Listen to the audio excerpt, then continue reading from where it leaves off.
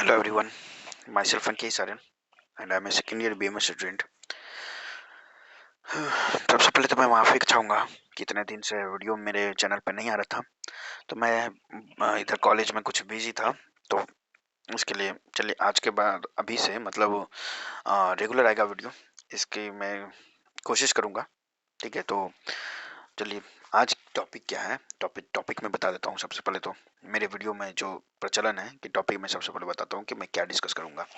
तो टॉपिक होगा last year cut off क्या होता था, फिर लास्ट ईयर तक काउंसलिंग का रूल क्या था, इस बारी क्या चेंज आया है, सुप्रीम कोर्ट ने जो ऑर्डर दिया है उसका क्या इफेक्ट पड़ने वाला है स्टेट के कट ऑफ पे, ये मैं बताऊंगा। फिर comparison of number of seats with last year, और सुप्रीम कोर्ट का डिसीजन बेनिफिशियल किसके लिए होगा, लॉस किसके लिए होगा, और एक्सपेक्टेड कट ऑफ स्टेट, ये मैं लास्ट में ये बताऊंगा। ठीक है, तो चलिए वीडियो को लास्ट तक देखना। पसंद आएगा तो लाइक जरूर करना, शेयर जरूर करना अपने दोस्तों के साथ, और चैनल को तो जरूर सब्सक्राइब करना ही करना है।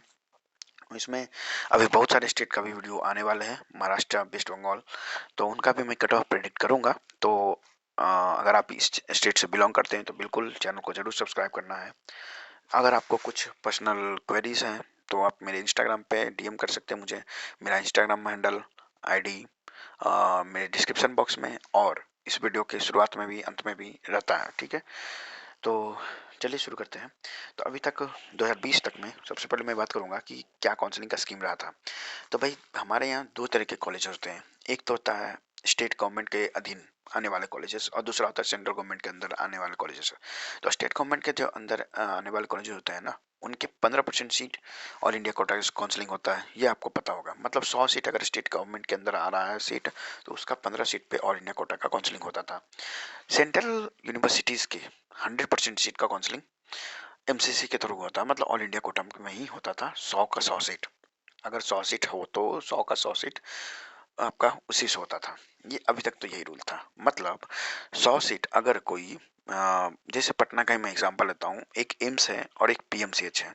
एम्स जो होता है वो सेंट्रल यूनिवर्सिटी आता है, तो एम्स में अगर 100 सीट था तो उसका 100 सीट ऑल इंडिया कोटा में जाएगा। वो ऑल इंडिया कोटा के किसी भी स्टूडेंट के लिए फ्री है, कोई भी स्टूडेंट इस पे आ सकता है।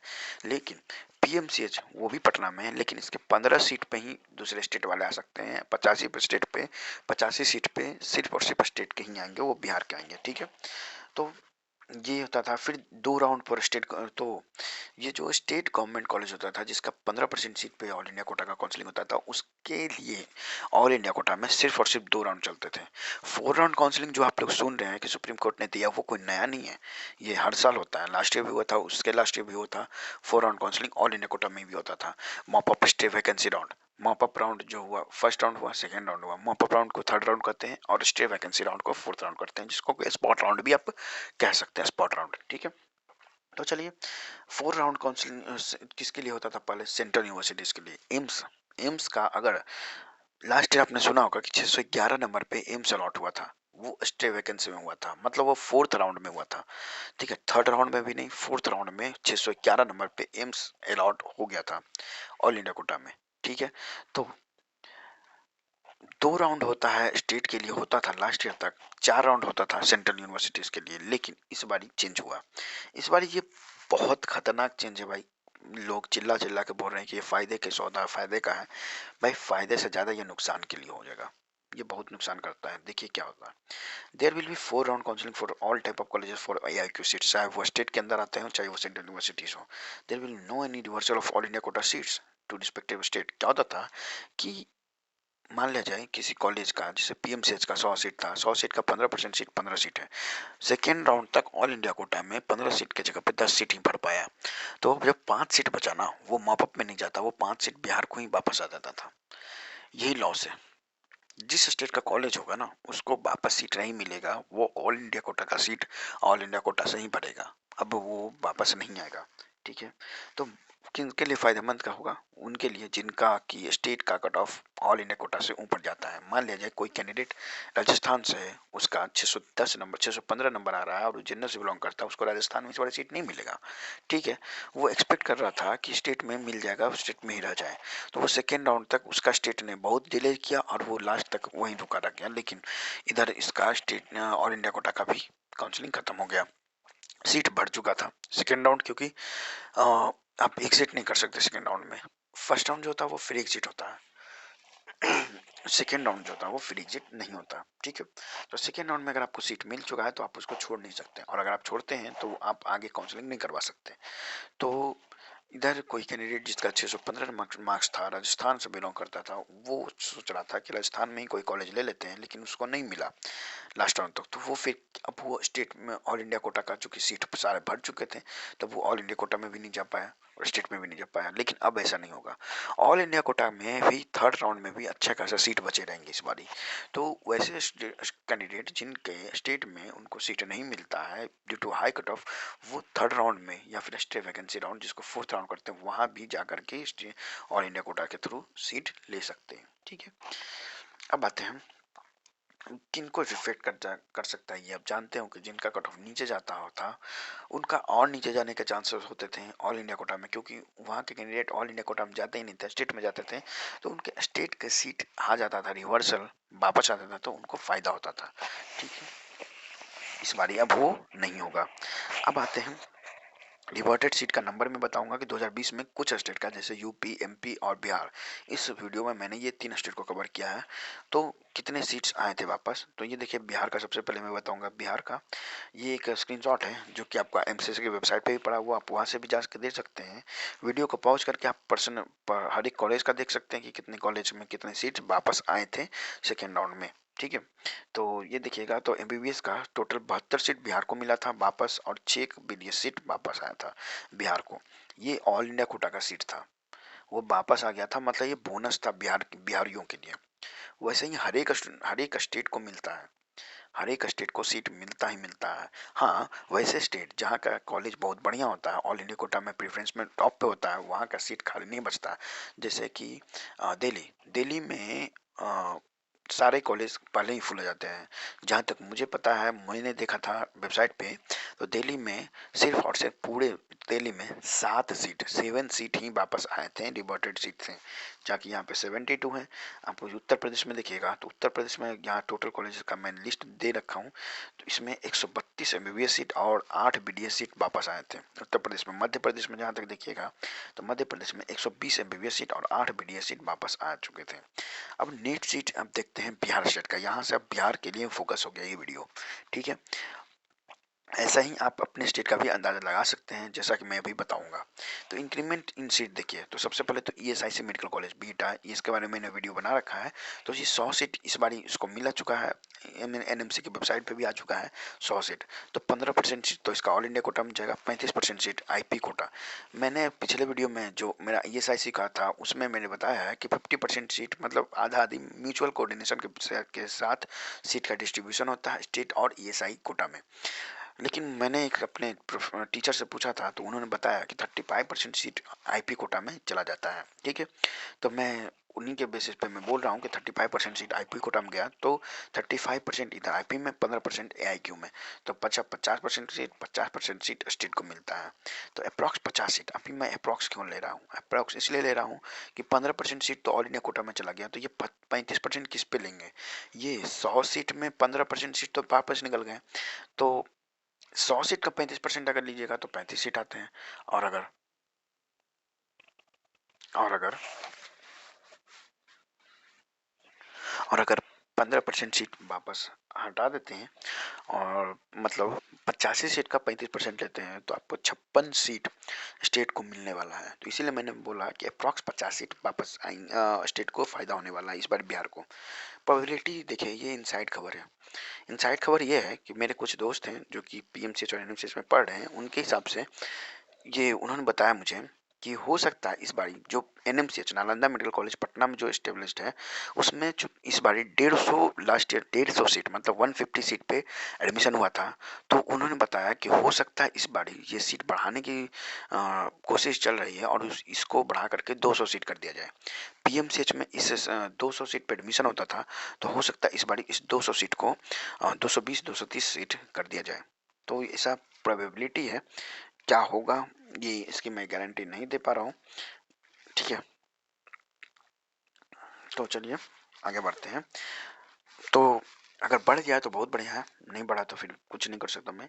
डिक्रीमेंट इन सीट कहाँ कहाँ डिक्रीज होंगे, इस पे ध्यान देखिएगा। जननायक Karpoori Thakur medical college and hospital Madhepura 15 seat इसमें पक्का घटेंगे। लास्ट ईयर क्या हुआ था कि ये कॉलेज बहुत लास्ट में फाइनलाइज हुआ था, तो इसके 100 सीट जो थे ना स्टेट में आ गया था। ऑल इंडिया कोटा में एक भी सीट नहीं गया था। इस बार ऐसा नहीं होने वाला है। इस बार 15 सीट इसके ऑल इंडिया कोटा में जाएंगे, तो 15 सीट तो इधर घट गए। अब अप्रॉक्स 70 सीट इसमें जो रिवर्ट हुए थे, वापस आए थे सीट, अब वो वापस इस बार नहीं आएंगे। अप्रॉक्स पिछले साल 72 आए थे, हो सकता है इस बार 50 ही आते कायदे से, लेकिन आएंगे अब एक भी नहीं। अगर आते तो, अगर ये रूल नहीं आता तो हो सकता है ये 50 या 90 ही आ जाता, कौन जाता, लेकिन अब एक भी सीट नहीं आता, नहीं आएगा, तो मतलब 70 इधर 50, 15 इधर, 85 सीट का इधर लॉस हो गया आपको। अब आते हैं Indira Gandhi institute of medical sciences.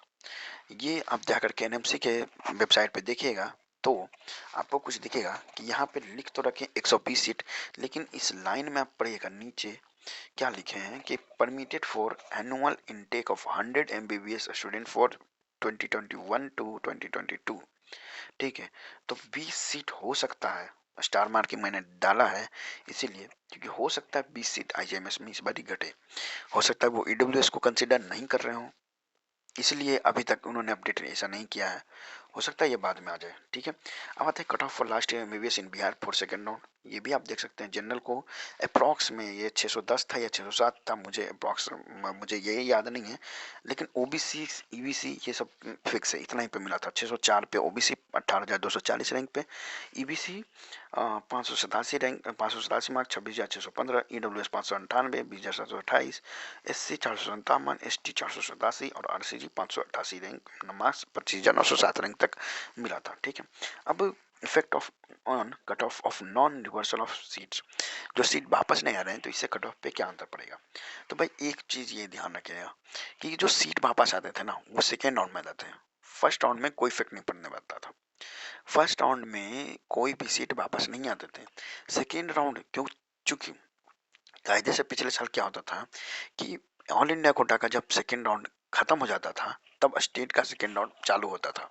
ठीक है, तो ऑल इंडिया कोटा का जो वैसे सीट जो सेकेंड राउंड में भी नहीं भरे, स्टेट गवर्नमेंट का कॉलेज के वैसे सीट जो सेकेंड राउंड तक में भी नहीं भरे, चूंकि वो मॉपअप में नहीं जाएंगे अब, तो उनके सीट को वापस कर दिया जाता था। लेकिन अब ऐसा नहीं होगा, अब ये सीट एक भी वापस नहीं होगा, अब वो जाएगा कहाँ, मॉपअप में। तो ये सीट कब आते थे वापस, सेकेंड राउंड में।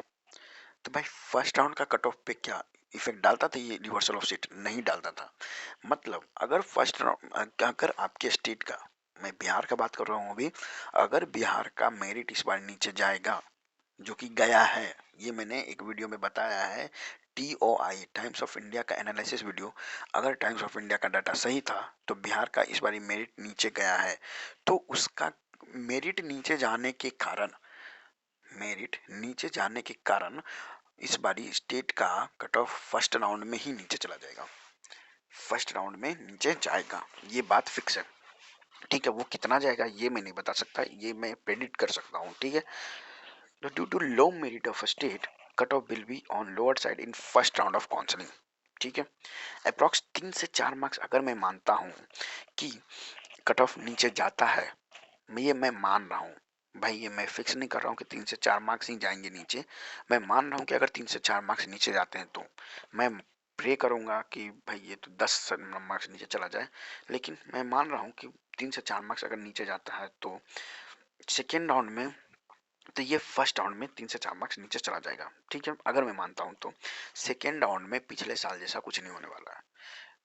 क्या होगा वो एग्जाम्पल के तौर पे मैं समझाता हूँ, देखिए ये मैंने लिख रखा है कि cut off decrease surely due to low merit of a state, but there might have a chance that change in decrement of cut off with first round will be slightly lower। Example क्या मैंने दिया, एक candidate है था उनका cut off EBC का मैं देखता हूँ, ईबीसी में फर्स्ट राउंड में लास्ट ईयर 593 मार्क्स पे मिला था, जबकि सेकेंड राउंड में 587 मार्क्स पे मिला था।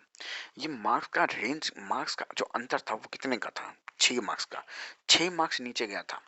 ये 6 मार्क्स सेकेंड राउंड में नीचे गया, क्या सेकेंड राउंड में इस बात का भी तो फर्क पड़ा होगा ना, क्योंकि एक्स्ट्रा सीट वापस आ गए थे ऑल इंडिया कोटा का, इस बारी नहीं आएगा। तो ऐसा नहीं हो सकता कि 6 मार्क्स नीचे ना जाए, 6 मार्क्स के बजाय 4 मार्क्स ही नीचे जाए। 3 मार्क्स ही नीचे जाए। ऐसा हो सकता है? बिल्कुल हो सकता है।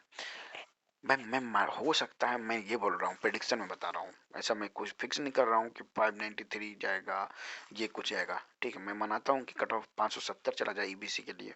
ठीक है, चेंज कितना था? 6 मार्क्स का था। तो इस बारी ये जो मार्क्स का होता है ना, वो 6 मार्क्स का नहीं होकर के 3 से 4 मार्क्स का अंतर आने वाला है।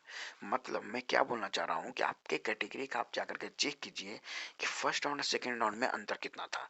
अगर आप उस अंतर को ही अपने कट ऑफ का बेस मान के चल रहे हैं तो आप इस बारी बेवकूफ़ी कीजिएगा। सेकेंड राउंड में उतना नीचे नहीं जाएगा इस बारी। ठीक है, सेकेंड राउंड में इस बारी कट ऑफ उतना नीचे नहीं जाएगा पिछले साल के जितना।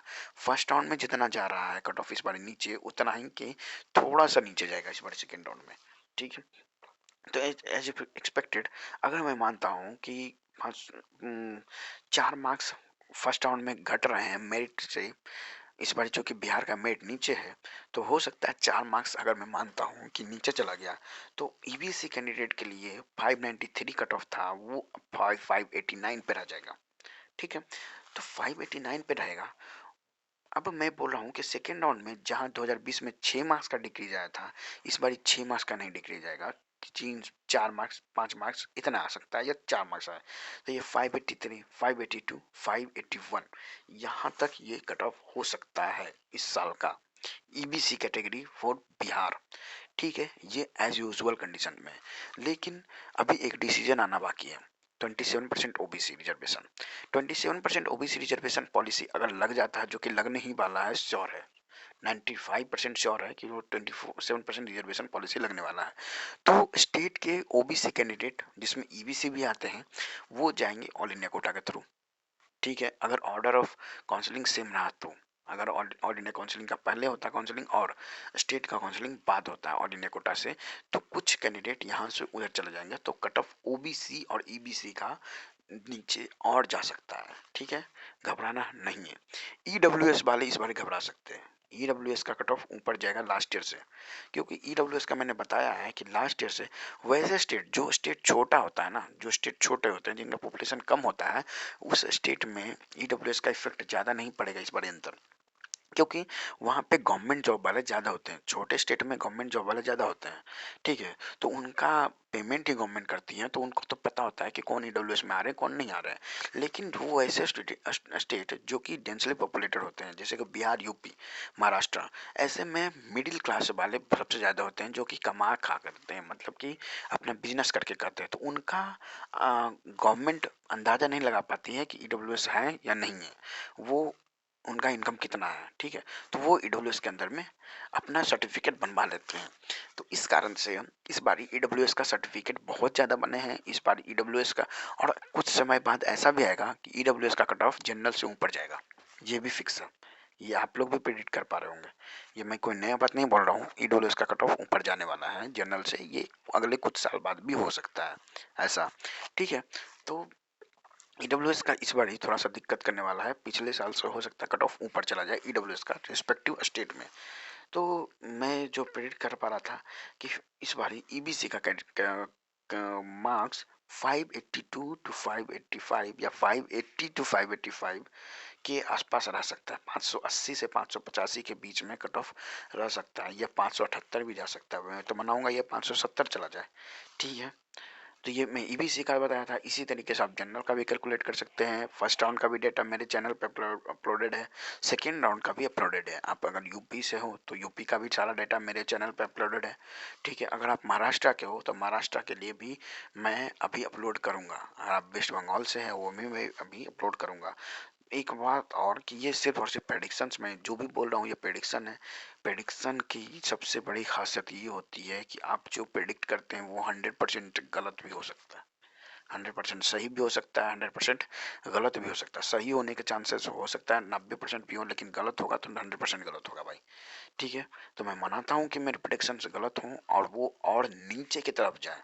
ठीक है, तो कट ऑफ मैं मनाऊंगा कि 10 मार्क्स से भी नीचे चला जाए।